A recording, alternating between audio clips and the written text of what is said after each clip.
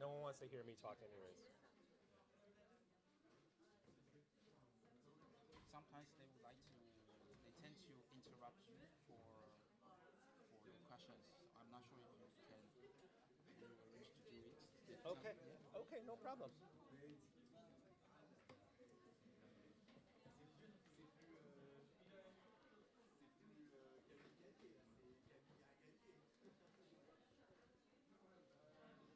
Wow, look at this, huh? It helps that it's mandatory. No one on the first row. I know, classic. Why would they? I know, right? How many days are you staying in Paris? So I got here. Bonjour. Bonjour, bonjour. Installez-vous, on va bientôt commencer. Okay. Municipal on Sunday, you'll be in Paris or? Asseyez-vous.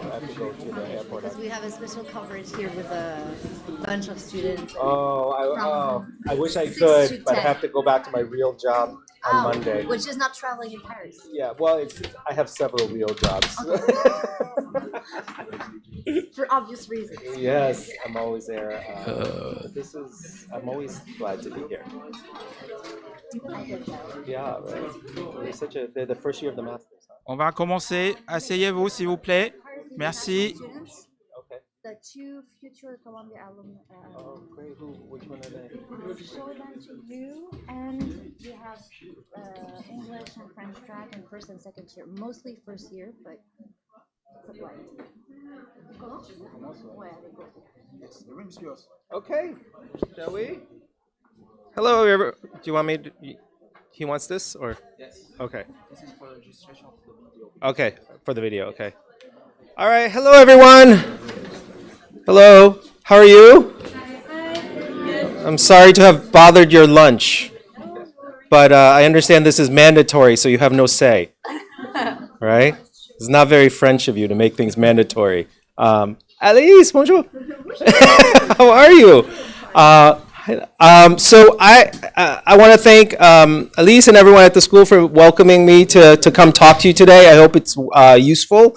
My name is Duy Linh Nguyen Tu. I am the Dean of Academic Affairs and a professor at the Columbia Journalism School. Who are my future students? Raise your hands. Oh. Welcome and I'm sorry, right? So I always introduce myself as a journalist, filmmaker, professor, and then a dean. But really, sadly, these days I do a lot of deaning, a lot of professoring, and then less and less of filmmaking. But I still go out there and do it. And in many ways, I have to do it more carefully because I have limited time. So the point of my lecture today is going to be talking about visualizing the invisible, right? Right now, you're all first-year students, is that right? And you're learning how to report?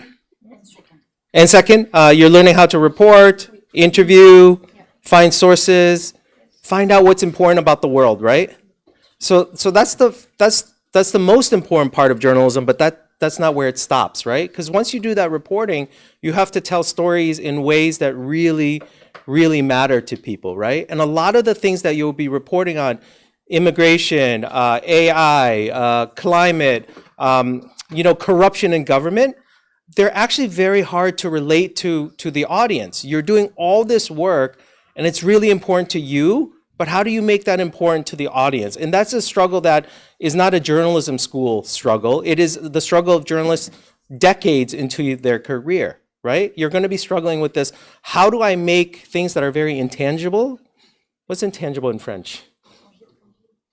Yeah, so same thing, right? So there you go, right? It's hard to kind of feel it, and so we have to make our audience feel what these really difficult concepts are. And so I'm going to, we'll play a video because you don't need to hear me talk that much. So let me, before we play this video, I'll give you a little bit of a background about, now it's not 7 years ago. In the United States, during Trump 1, there was a lot of rhetoric around South American and Central American refugees coming into the United States on the southern border. You might have heard it here, right? And the rhetoric was they were going to come, destroy our country, kill people, do all the bad things, right? And so as a documentary filmmaker, I wanted to go down and really understand what was going on, because this language that the government was using was really hostile to people who were walking thousands of miles, right? Like logically, you don't walk thousands of miles for no reason, right? There must be some reason to do this. So we went down there. And so this was really when I was doing immigration reporting, and I'll talk about how I transitioned to climate reporting, but I want to show this to you and really kind of walk through how do you take a very complicated geopolitical topic, right? Trump, complicated, right? Immigration policy, complicated, right? And at least in America, most of our citizens very rarely care about issues that are not immediately affecting them. I think that's actually a global thing, right? It's a story about Central and South America, that doesn't affect me. It's a story about Mexico, that doesn't affect me. So how do I, as a filmmaker, translate that into something that everyone can understand? So let's play this, and then we can talk about it.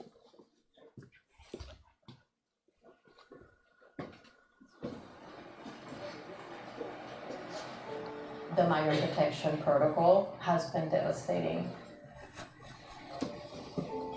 because now they're returning back in Matamoros. Mujeres, nomás traigo cosas de mujeres.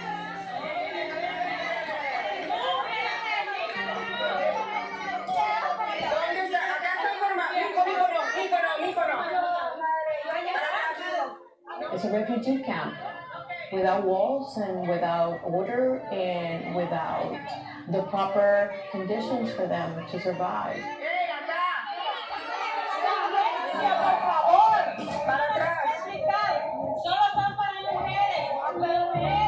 It's hard because the situation changes. There's more and more of them. It just leaves people with very Despacito. The U.S. Supreme Court says the Trump administration can begin denying asylum seekers refuge while a legal fight on the rule continues. The change effectively bars most Central American migrants from entering at the U.S. southern border. They first have to seek asylum in a country they passed through. President Trump claims migrants have abused the country's asylum system, but critics say his policy hurts refugees fleeing poverty and war.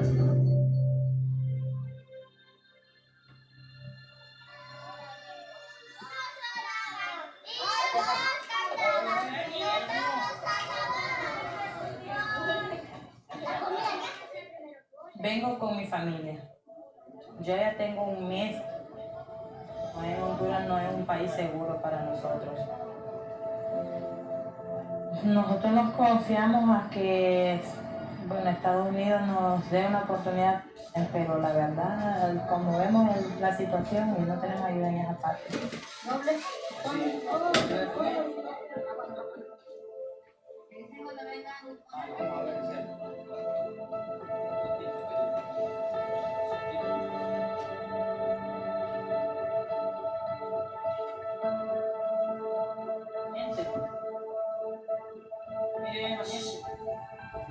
No hubiera pensado yo que nos iban a subir tantas cosas. Si yo hubiera sabido cómo estaba la situación, lo mismo me hubiese becado, pero igual aquí estamos. Mis pertenencias solo son la casita de campaña, la ropa, el aseo personal. No tengo nada más. Aquí no hay más que hacer que estar esperar a lo que los trae la gente, la ayuda. Necesitamos ayuda legal. Perfecto. ¿Quién tiene sus citas la semana que viene? Ponme tu mano. Levante la mano. I'm one of the volunteers who comes down here to where the migrants are living on the plaza in Matamoros, and I'm about to give them an orientation on the elements of asylum and recent immigration policy and how it affects their stay here. Tengo una cita dentro de 2 meses, en octubre. Nosotros no tenemos asesoría legal, no sabemos qué vamos a decir en esa cita y de qué se compone esa cita. Nosotros no sabemos nada. Lo más importante es durante ese proceso de como contando tu historia. Aquí no podemos alejarlo mucho, no podemos salir a buscar ayuda porque aquí corremos peligro. La verdad, nosotros tenemos miedo. Bueno, yo tengo miedo. Mucho miedo más por los niños.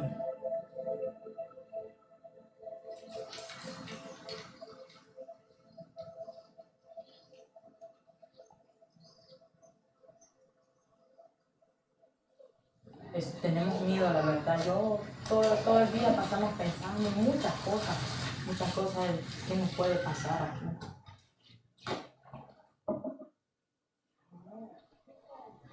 Bueno, nosotros venimos, nos bañamos. Ustedes como pueden observar, ese río no es nada saludable para los niños.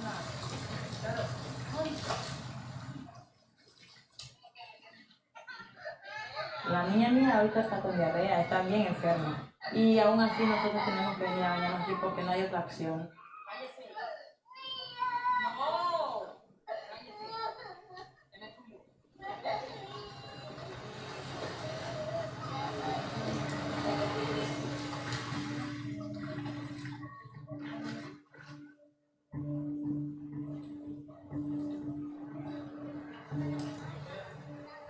Como lo pudieron observar ahí, solo hay 2 baños nomás. Esos únicos 2 baños son para casi 700 personas. Y eso es, para los niños no es bueno para los niños. Hay muchas enfermedades.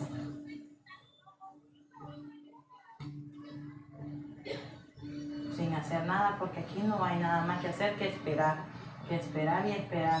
Bueno, después transcurre el día, nosotros tenemos que buscar dónde pasar con los niños, pues buscar sombra, porque aquí, allí donde ve, ahí hay mucho sol. Y bueno, así transcurre el día, lo volvemos a poner en el mismo lugar donde nos fuimos a acostar, a sentarnos, a pasar la tarde, a pasar la tarde hasta que viene el agua. Dios les bendiga. A darle nada más a los que estemos formados. Uno y uno, nada más. Transcurre el mismo siguiente día, lo mismo de siempre, diario a diario, lo mismo de siempre. Mi nombre es Elisa, él es el ministro Isaac y él está dispuesto a celebrar la ceremonia de la boda. ¡Las personas que quieran casarse! ¡Pueden venir con el It's important that you know that this is not a legal document because you're not Mexican and I'm not Mexican citizen either, so this is just a religious document. When you cross, you go to Border Patrol, you can say, this is proof that we are together, and that will hopefully help you all stay together as a family. It really felt like for the hour or so that we were doing these ceremonies that people had something else to do other than just wait.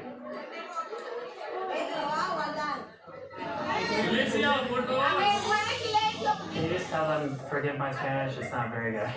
Disculpe, su español no es muy bueno.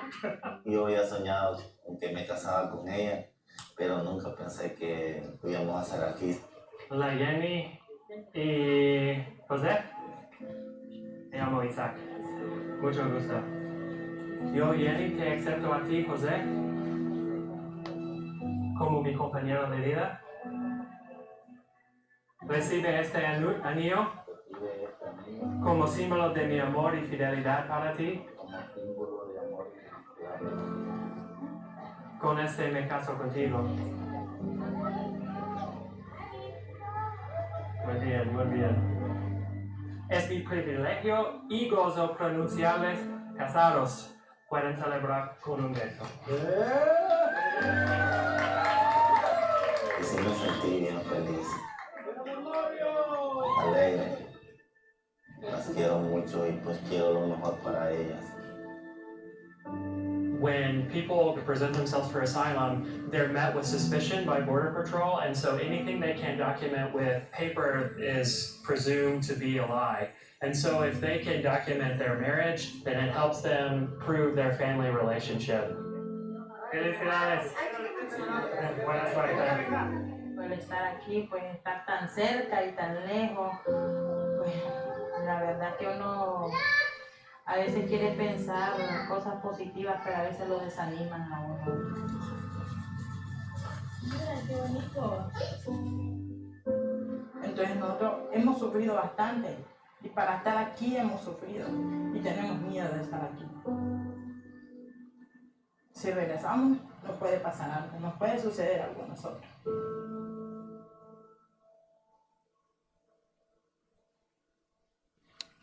All right.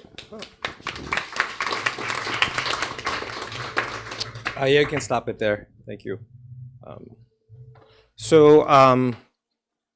Any thoughts? You can hate it, by the way. I've already been paid for it, so I won't take offense, right? So any thoughts on this film? Initial reactions? Good, bad, indifferent? Yes. What's that? Oh no, I was just joking.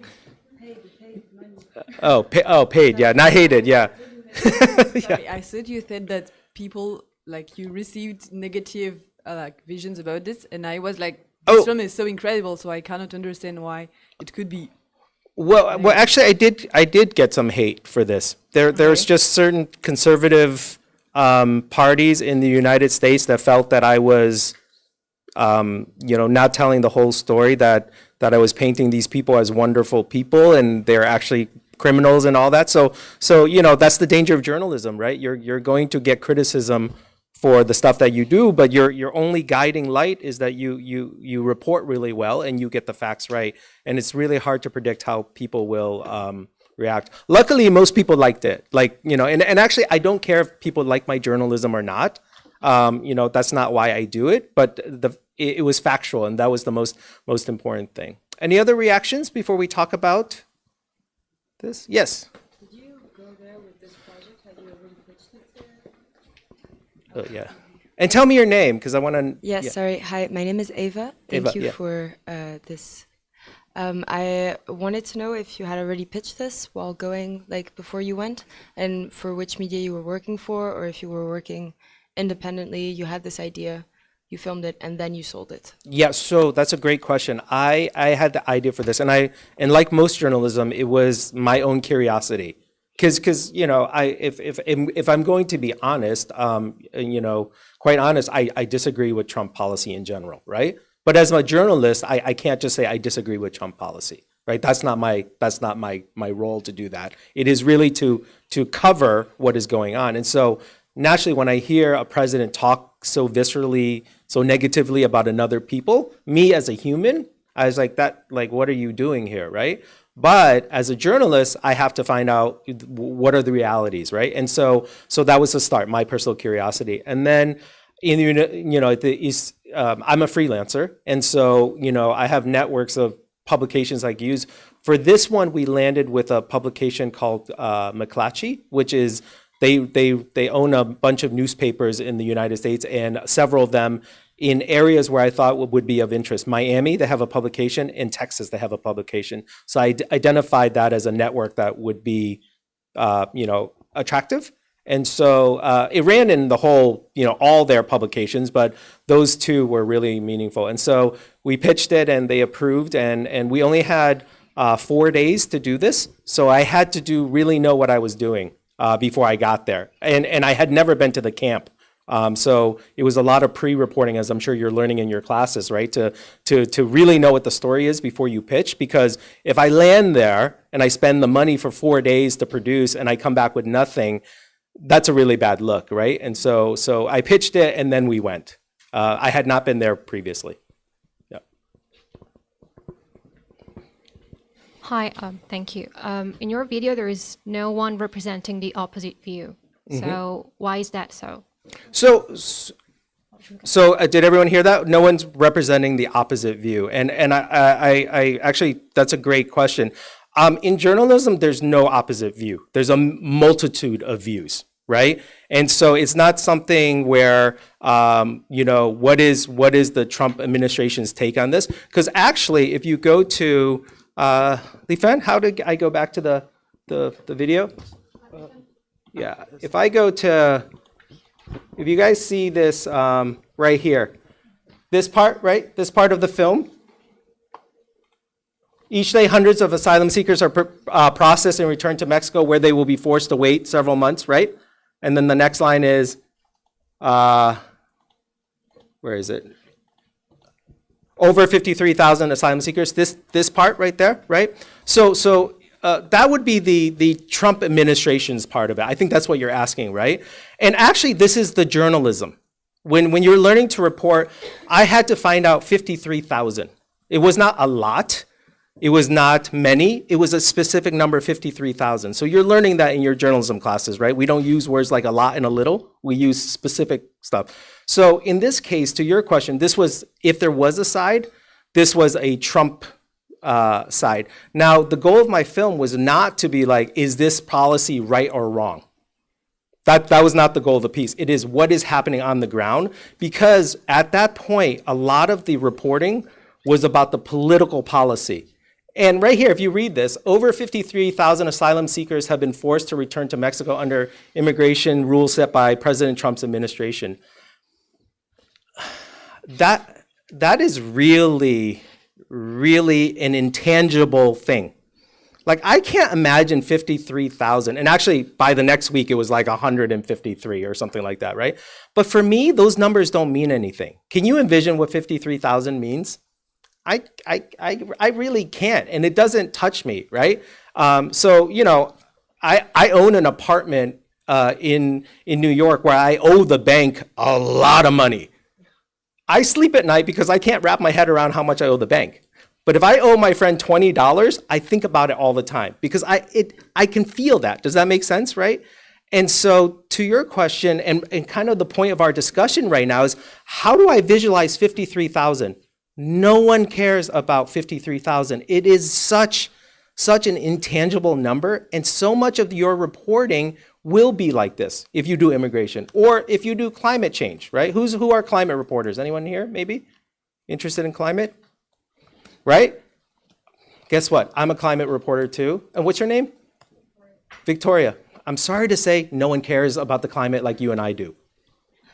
But it is our job to tangible ideas into something that the public can relate to, and ideally they will react to. Because that's the point of journalism, right? You want to give people actionable information. Don't vote for this person, vote for that person. Don't eat this food, eat that food, right? Don't live in this area, live in that area. Don't judge these people because of that, right? That's what are we doing here unless we have those goals in mind as journalists, right? So, other hands? Did I see another hand question? Yeah.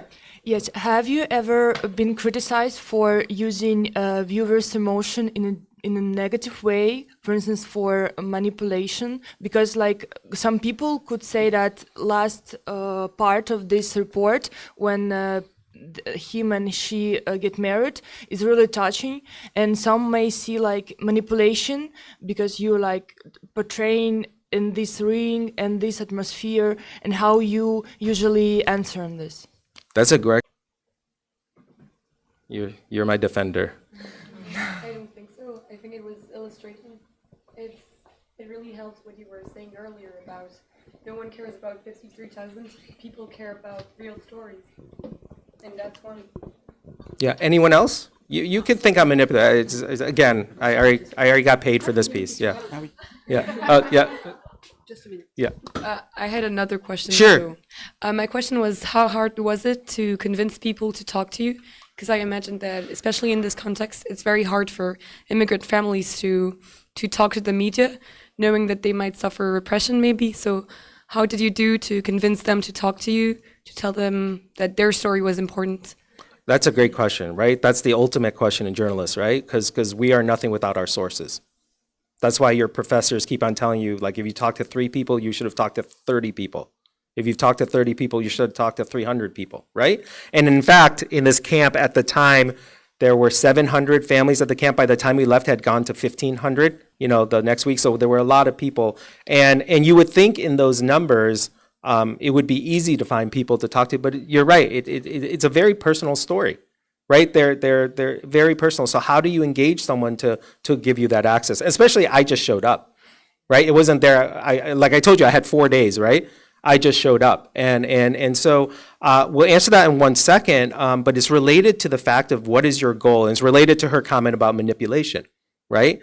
A good journalist doesn't, back to your question about sides, a good journalist is like a good referee, right? In a sport game, like a sporting match, what do I mean by a good referee? A good referee doesn't call 5 fouls on each side. That's not a good referee. What is a good referee? I'm looking at you with the football shirt on. What is a good referee? I don't know, maybe when he calls foul, when there is a foul. That's it.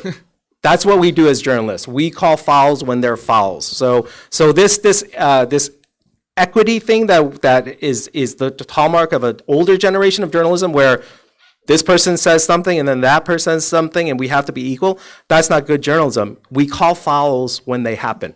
We don't call equal fouls, right? Because in fact, Yenny does not have the same privilege as a spokesperson for the White House, right? Does not have the same power. And so those are things. So let's go back to your question, right? So how did I get access? Well, let's go back to the intent of my whole film, right?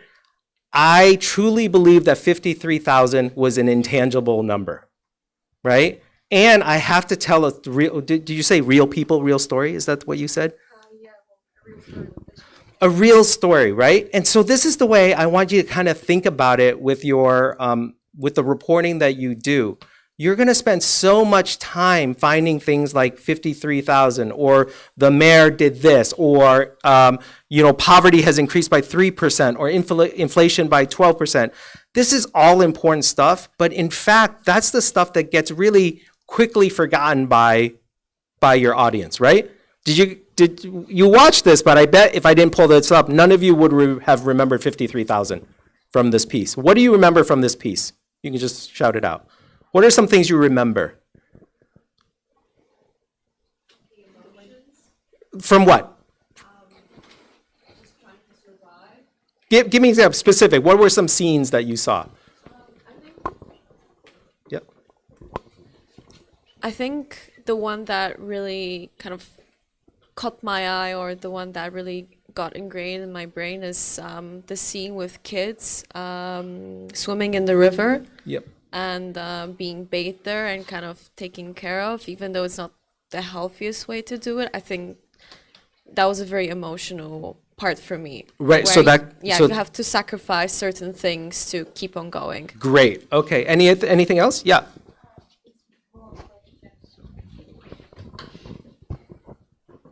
For me too, it was the kids swimming in the river and the mother saying there are a lot of disease here. And my question, I thought about this, why didn't you ask the association to, I don't know, give their own experience about it, and why only the person of the camp? Which association do you mean? Like at the beginning, there is a woman saying "Despacito, Despacito," and she's giving, I don't know, tampons, all the stuff for women. And we are also saying the priest, and you interviewed him and not the association. Why? Well, I did interview her in the beginning when she says they're an asylum seeker. That's a great question. The question is, a lot of the film is Yenny and Jose and her family, right? And you'll discover this as you become journalists and more experienced journalists. We are always looking for experts, right? Do your professors say, go find experts, right? And what does an expert mean? What does an expert mean? If I tell you right now to go find an expert, what does that mean? An immigration expert, what does that mean? Anyone? It could be a lawyer. I have the lawyer in there, right? It could be an NGO or a nonprofit organization, association. That was the woman, right?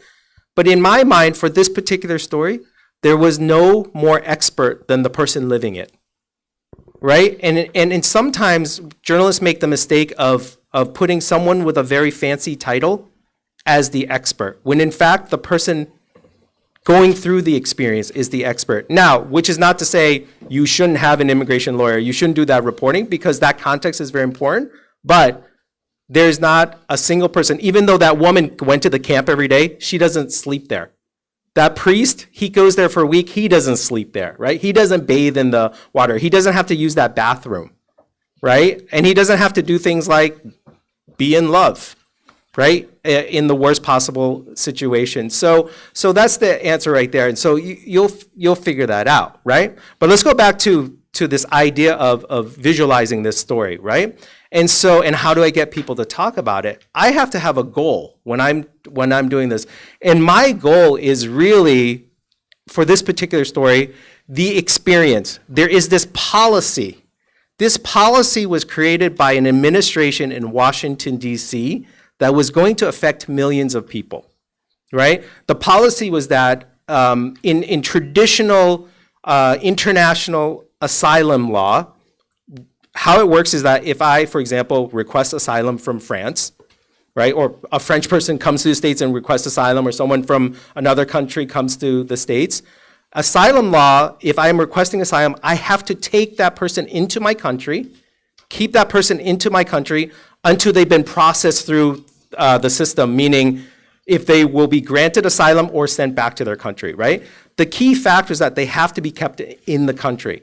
What Trump was saying was that they don't get to go into the country, which was a departure of law. Eventually, the Supreme Court upheld it, but this is a case where this policy is having an effect on millions and millions of people. But again, when I go from 53,000 to millions and millions of people, it's hard for the audience to understand, right? And so my goal was, what is the real implication of this policy, right? Well, the Trump administration will be like, safer borders. You've heard that, right? Protect America, safer borders, right? That's not real. I don't know what a safer border means, right? But what I can do is show you how this policy affects thousands of people, and Yenny and her family were an example of those thousands of people, right? So there's two parts of journalism. There's the story. This is the story. When I say story, 53,000, or change in policy, or the rise in sea levels because of climate change, or the rise in temperatures, that's the story, right? But the narrative is how we capture the imagination of the public, right? And so what does narrative mean? In the States, we make the mistake. We often say story and narrative are the same thing. They're actually very different things. In the States, we often use them interchangeably, but in my mind, the story is the journalistic story. Yeah, I've done my reporting, I have this, but the narrative is something else. What is a narrative? Anyone want to guess? Yeah. Yes. This is a nice, engaged group. I like it.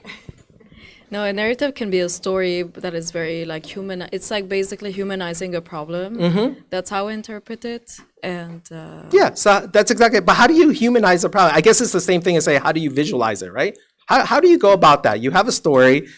You have to either write it or do audio, or in my case, do video. I have to hit record on something, right? I have to make those decisions. How do you humanize something? How do you visualize a really complicated story? What's the process for that?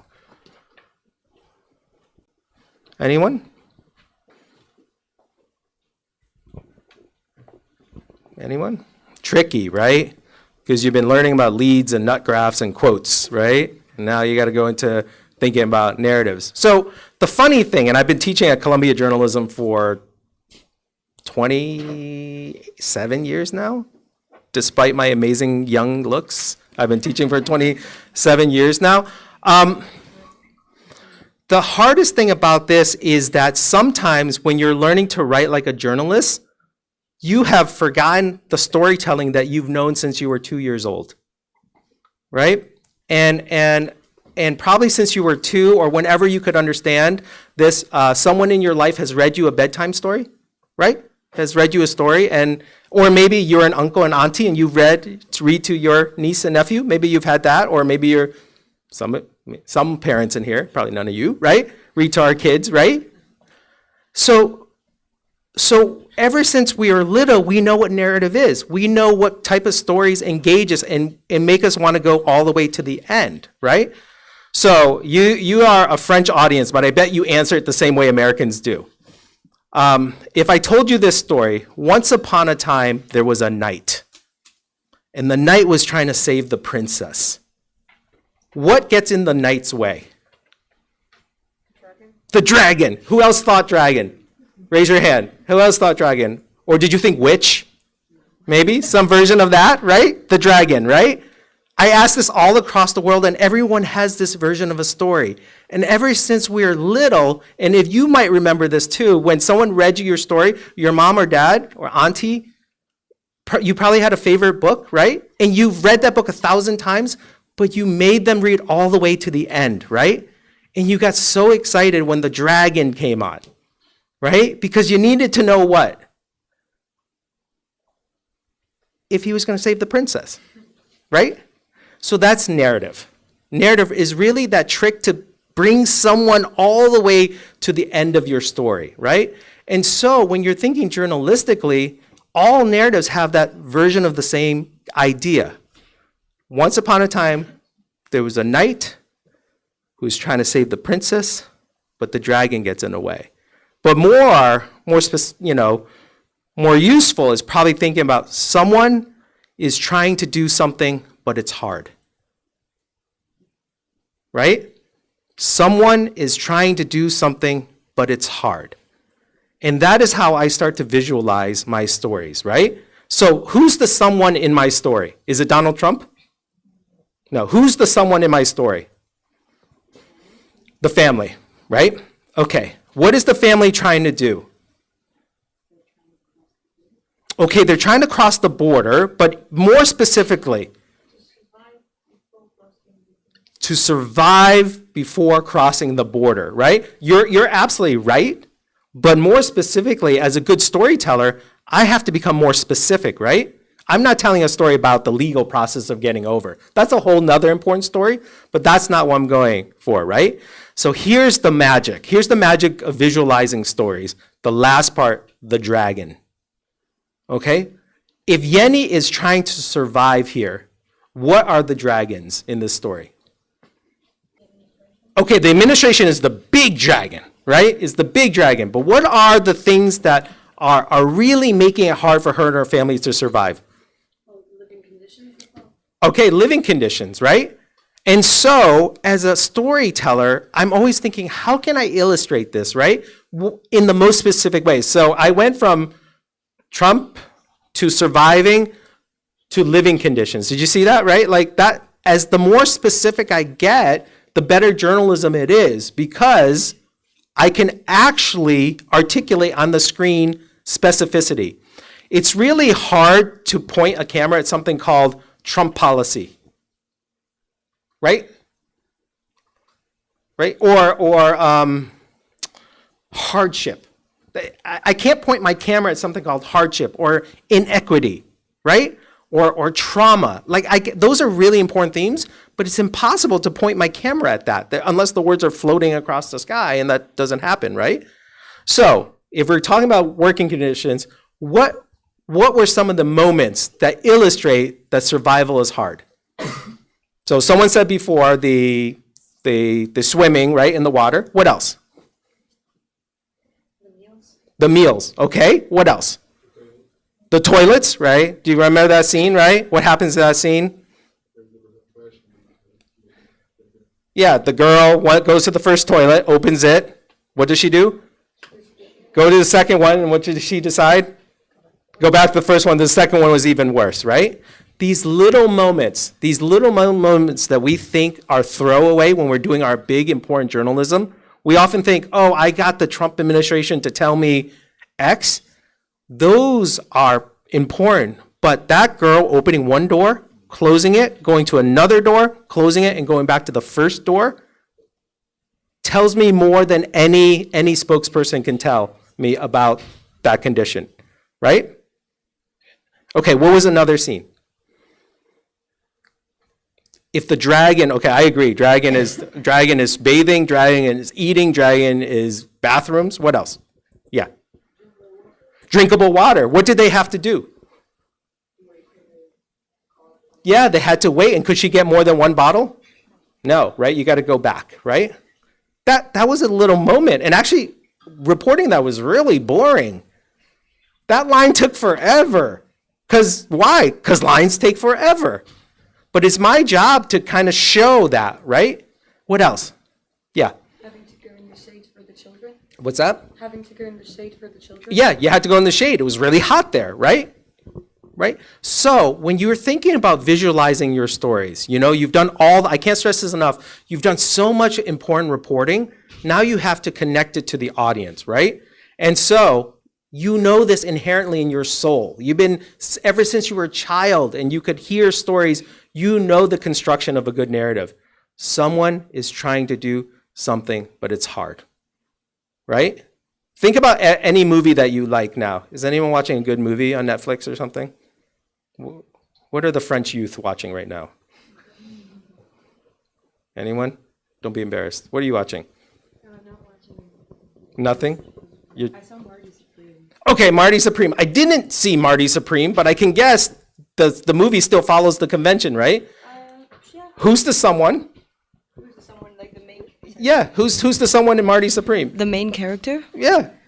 Who's the knight? I think his name is Marty. Okay, and what's Marty trying to do? He's trying to go to Japan to play his arch rival in a game. Okay, he's trying to beat his arch rival. Is it hard or is it easy? No, he's struggling. Okay, there you go, right? Anyone else watch another movie or show? Don't be shy.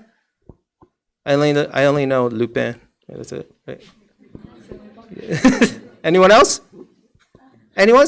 What else are you watching or have watched? Got suddenly shy all of a sudden, right? But if you notice in the privacy of your own home, so you don't have to be embarrassed, think about everything you like follows that construction. Someone is trying to do something, but it's hard. And it's a really good formula when you're trying to visualize your story, right? Because your audience also was read books when they were young. They also go to the cinema, right? They also turn on Netflix. And there's a desire to have that construction because we understand storytelling in that mode. Does that make sense, right? Right? What was another good movie that was out?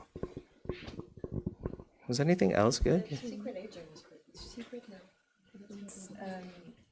I think that's what it was with Wagner Moura. Yeah, right? I didn't see that either, but I'm sure it's the same construction, right? You have a thought. No, yeah, I have a question about something else. Yeah. Because we're talking a lot about like human perspective. Do you have any like recent life updates from the persons you filmed? Because something I personally struggled with when reporting about immigration is that you just like go in and out of people's lives just like that. So how do you manage to keep in touch and at the same time stay ethical? So what's your name? Lune. Rune, great to meet you. So that's a great question. So Yenny and Monsi, her daughter, are in the States. They're doing well. I know this because Yenny is nonstop on TikTok. So we first got connected on Facebook when we were there. I said, how can I connect with you? What's an easy way? And she didn't have a cell number that I could reach her, but she had a Facebook account. And so after this, when we went back, we kept in touch. She eventually made it over the border. The lawyer that you saw in there helped her in that case. I followed up with her. And so she's in the United States and thriving. I think she and Jose unfortunately broke up. So they are no longer together, but they're both in the United States, right? And so that's a great question because just from a human level, like I didn't stop being a human when I was there. They really touched my lives, even though it's 4 days, right? Like getting to see Monsi, the girl who's cold and all that throughout the whole thing was heartbreaking. I'm a parent myself, right? So I wanted to know as a human where it would go, but also journalistically, if there's a follow-up story, I want to be the one who can follow up on that story, right? And so, ethically, what I don't do is I don't do things like help her get over the border. That's not my job. That's the lawyer's job, right? But I keep in touch about that process. Yeah. Yeah, absolutely. Okay, so let's one more thing. I think we're running out of time, right? I want to be respectful. 10 minutes, right? The wedding, right? The wedding, right? What was the journalistic role of that wedding besides being emotionally manipulative? Besides manipulating you? Yeah. I thought it was very insightful in the way that it was a great example of how the administration got in the way of those people and how they really needed documents to cross the border. And yet it was also a moment of joy and a moment of life and as well making them human again because it's such a big administration going on and going against them, so it was interesting. Yeah, absolutely. So, whenever there's these really emotional moments, you will be accused of manipulation, all that stuff, and you really have to go back to intent. The ethics of journalism is so involved in intent, right? So for example, you know, in my journalism students, I teach them like, you know, you can't take gifts from a source. It's just not ethically, you know, a good thing unless your source is a warlord in Afghanistan. And if your source is a warlord in Afghanistan and they want to give you a rug, guess what you're going to do? You're going to take that rug, right? So is it your intent to buy the interview of the warlord? No. The intent of putting any scene in. Everything we've listed so far, from the bathroom to the food to the bathing, my intent was, frankly, to show how difficult it is to actually be in this camp, right? It's not a fun thing. There's bad things going on.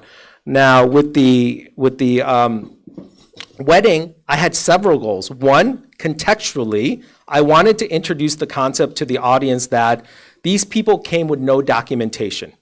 And there's going to be a problem when they get to the border with no documentation, especially keeping families together, right?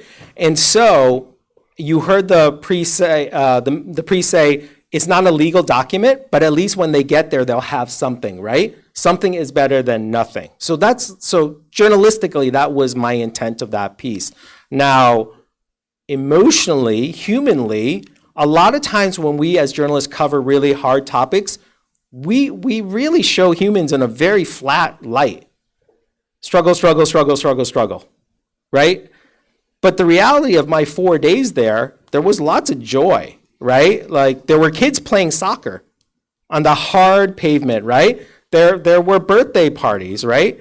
I could have filmed that, and I did film some, but the kind of role of this was to make the sources, the people, three-dimensional, but also it allowed me to give editorial context, right? And so that was why it was so important to put that piece in, that you just saw there was multiple dimensions to these people in the camp. And that's something that I find journalists do really poorly. We go to a lot of cliches with the way we represent people. You know, we love to cover and tell stories about vulnerable populations, and we should, right? That is how we make vulnerable populations less vulnerable, right? But the worst thing we can do is making them caricatures of what real people are, because when people become caricatures, they become just like 53,000, the number. No one can relate to them, right? And so when you're going back to the idea of making your stories visible, go back to storytelling that you already know. Someone is trying to do something, but what? It's hard. And the it's hard part are the moments that you want to capture in your storytelling, because it's going to reveal a lot about the story, right? All right, any other, we have a few more minutes. Yes, question. It's warm in here, right? It's because my lecture is so wonderful. All right, so I did not introduce myself with the first question. I'm Clara. And sorry, your name again? Clara. Clara, great to meet you. And I wanted to ask you more about your career as a documentary filmmaker, because I'm really interested in doing that in the future, but more specifically in the Middle East and North African region. Sure. So I just wanted to ask you what, for you, it takes to be a documentary filmmaker, or like how to make that transition from a journalist to a documentalist. Great question. Anyone else interested in making documentaries? Anyone? Maybe? Y'all should. It's fun. So I always say that I teach a documentary course at Columbia, and I always tell my students that documentary filmmaking is not a job. It's a thing you get to do every now and then. And so what I mean by that is it's really it's a practical concern, meaning, like the industry just keeps on evolving how you fund films, who distributes films, if films are popular, if not, but also in the fact that kind of like they're projects that take a lot of time to develop. And as journalists, what we have to do is we have to make sure that we can make a living at this, right? I always tell my students, you can't report if you can't pay rent. Right, and so with documentary filmmaking, you have to be everything that a journalist is.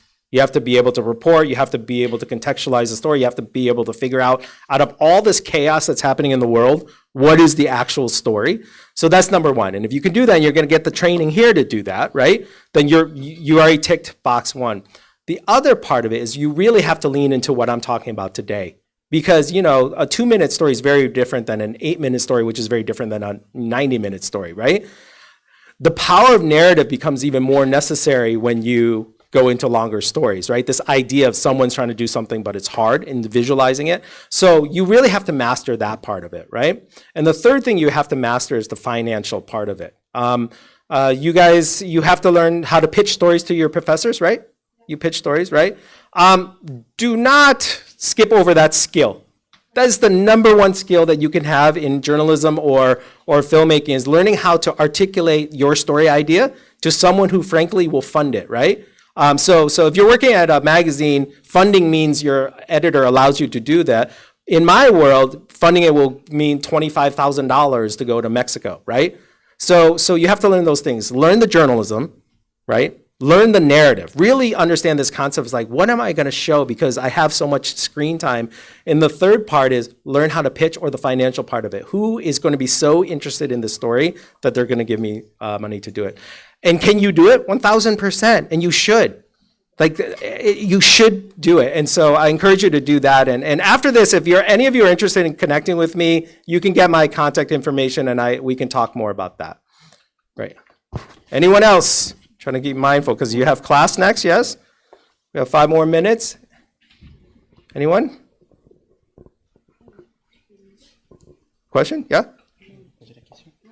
No, I was just saying we haven't talked about climate reporting much. So maybe What's that? We haven't talked about climate reporting much. Right. So we've run out of time because you had so much questions. There's another video I'm glad to share with you, but it was just another example of this, but the story is different, right? The story is about Louisiana in the coastal United States.